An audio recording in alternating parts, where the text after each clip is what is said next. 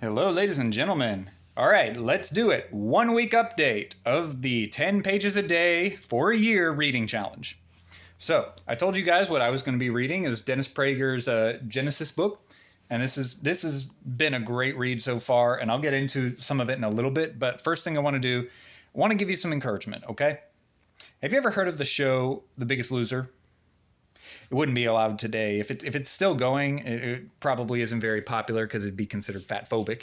But the basic goal is all of these overweight people who want to lose the weight and improve their lives and improve their health. Okay, so the idea is they go to this and it's basically a competition. It's like Survivor except it's losing weight. And the goal is you have to lose the highest amount of body fat percentage in order to win. I can't remember if it's a million or 250,000, but it's a big chunk of money, like any big competition like that. And what you'd always notice is the first week when they would start eating healthier and they would start working out, everybody would be dropping some pretty impressive numbers. I mean, they'd be dropping some great numbers. But then, second week rolls around. Second week rolls around, and instead of losing 30 pounds, like this guy did on the first week, he only loses 5. And then that becomes the trend of the whole night. This girl that lost 20 pounds last week, ooh, that's awesome. She loses 2 pounds the next week. The following weeks become a lot more difficult. And I think you guys have noticed this with most anything.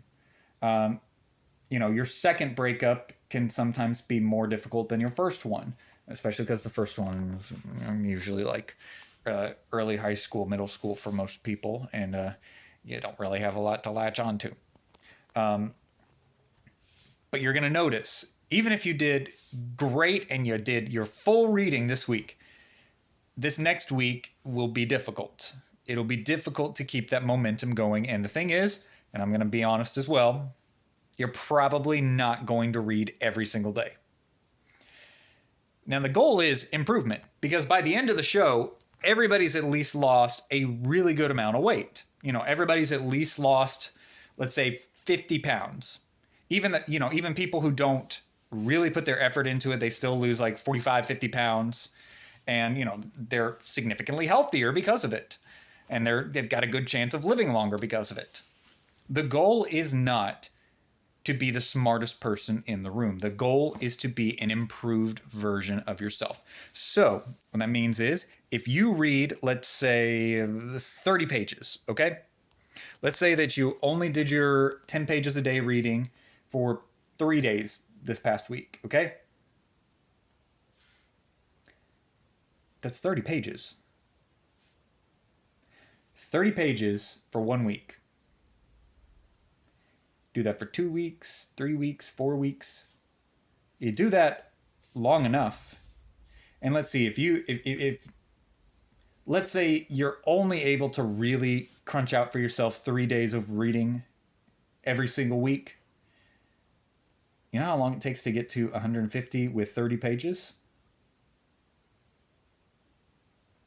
Only takes 5 weeks.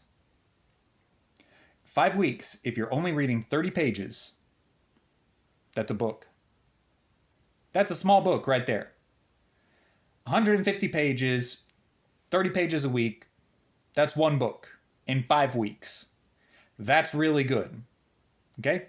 It's not ideal, but it's still really good. And for most people, remember, most people, you can look up the statistics on this, most people don't do much of it. They either don't do any or they do almost no reading. So here's what I want you to do first. Celebrate small victories. No matter how small the victory is.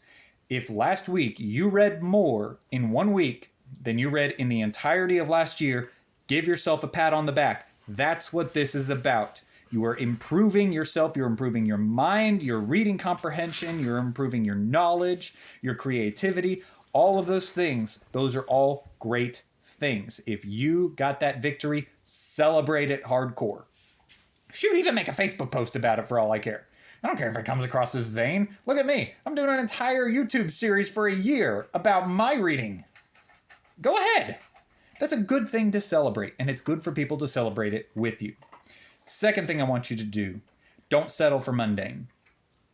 Let's say that the first 3 weeks you can only cut out 3 days worth of reading, okay? But after a couple of weeks, it's become repetitive. It's become part of your routine. That's a good thing. How can we stretch the routine to add in an extra day? Or let's say maybe I've got a little bit of time on Wednesday, but I don't have a lot of time. How about 5 pages? How can I squeeze an extra 5 pages into this week? Not to go past the 70, okay? I don't want you for the challenge sake to go past 70. If you're an avid reader and you read like 2 or 3 chapters of a book a day, then challenge is not for you. This is for people who don't read very often or want to get better at reading. All right? Don't push yourself more than you're able. But if you can squeeze in an extra 2 or 3 pages without going over the challenge, not reading like 20 pages in a day, just reading 10 pages a day, 10 pages here, 10 pages there. I don't have time for 10 pages, but I could read 3 pages here. Do that. Yeah, push a little bit further. This next week, push a little bit further past the mundane. Push a little bit past what you were able to last week. Okay? Keep the momentum going, because what you're going to realize at this point is even though last week, if you were doing the challenge last week, things seemed pretty great. You were able to read 10 pages and you're like, wow, I feel a lot better. I can say that I actually read things. That feeling's not going to last forever. But what you're going to notice is as you do this week upon week upon week upon week, as long as you keep reading, every week, you're going to realize pretty soon you're going to be able to get through one of these books on your to-do list. And that's going to be a super exciting and thrilling feeling, and you'll have a lot more knowledge than you realized that you were going to have before. You'll start to feel that momentum as we keep doing this week after week after week. And I'll keep trying to do like updates, maybe weekly or bi-weekly updates. We'll see how it goes. But for now, be encouraged by the small victories and push a little bit past the mundane. All right, that's all I'm going to challenge you to do for this week. Now let's talk about some of the things that I learned reading last week. So the reason that I'm reading this is because I knew some of these things already, but it really hit me in the face the more that I was purposefully reading this, how different Orthodox Judaism and Orthodox Christianity are. There really is a big difference. We share a lot of the similar backgrounds and a lot of the similar history, but there's been a big divergence between Orthodox Judaism and modern Christianity. There's a big difference between them. And Dennis Prager is an Orthodox Jew. And this has been really eye-opening for a lot of it. Now, some of it I really agree with and I think is a good challenge. Like, for example, he had a section near the end of the week where he was talking about why Orthodox Judaism tends to hold a pro-death penalty position. And a lot of it comes from, their views in the Bible, but also some of it comes from some other stories that he's found in the news. And there's one that's really, really, really tragic about a family that was brutalized and murdered. And then the people who were responsible for it were captured and imprisoned. And what the surviving husband said is, my family got the death sentence and these people got mercy. And that was the big deal for him. And I'm not saying I'm fully swayed one way or another. Honestly, the death penalty thing is one of those things where I'm not really sure what I believe, because the more that I listen, the more that I read, the more that I study it and try to learn things on my own, there really is good positions on both sides. And it's very difficult because either way, you could argue that either way is the more godlike thing to do. Well, it's godlike to punish evil and to bring restitution for the families. That is biblical, but it's also biblical to offer redemption and restoration, and it just creates this weird tension that's hard to figure out. So and that was really enlightening and interesting. But the biggest thing for me as I kept reading, and one of the things, because I'm keeping a reading journal, Not really because you have to for the challenge. Just reading is enough at the moment. I'm doing the reading journal because I'm studying this for academic, not academic reasons, but academic scholarship reasons. And so I want to be able to keep track of like where certain things happen. If there's a note that I remember and it's like, oh yeah, what page was that on? I want to be able to flip to that journal and be like, oh yeah, that's here. So I can go here and use that as a reference. And one of the things I kept seeing over and over and over in my notes of last week is that Judaism, at least Orthodox Judaism, really believes that you can be a morally good person.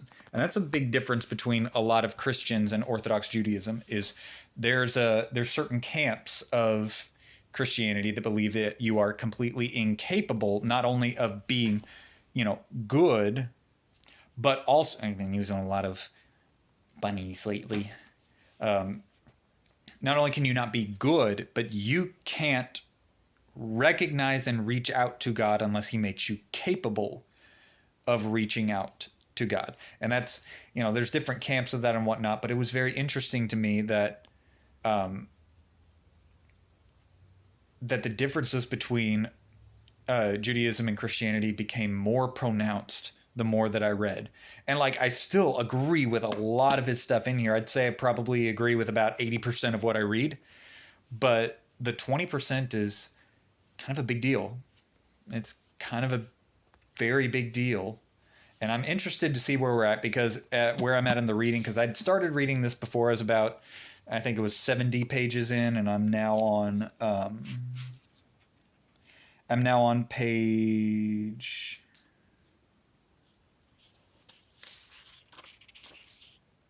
157. Yeah, that's where I was.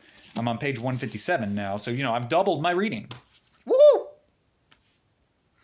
But,